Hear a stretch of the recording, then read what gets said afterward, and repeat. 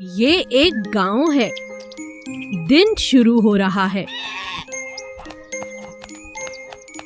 मेरी बकरी भूखी है। मैं उसे चारा दूंगी। बकरी आहिस्ता चलती है।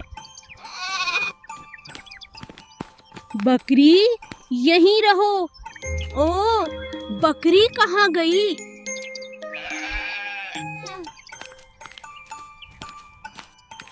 फिक्र ना करो, ढूंढेंगे। बकरी, आवाज दो।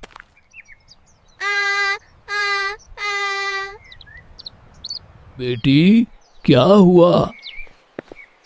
चाचा, चाचा, बकरी गुम है। चलो साथ देखते हैं। खेत के पास पहुंचे।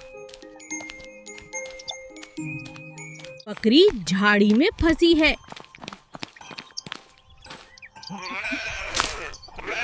आहिस्ता निकालो। मैं संभालती हूँ। बकरी आजाद हो गई।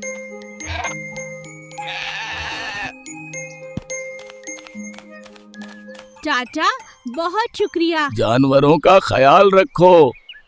वो घर लौटे।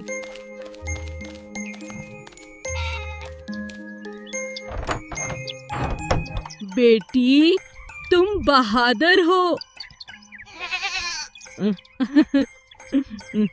मैंने हिम्मत रखी। शाम हो गई है।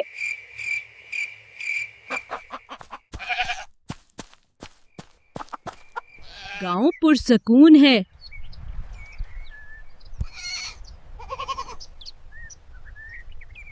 हौसला कामयाबी लाता है। मदद अहम है।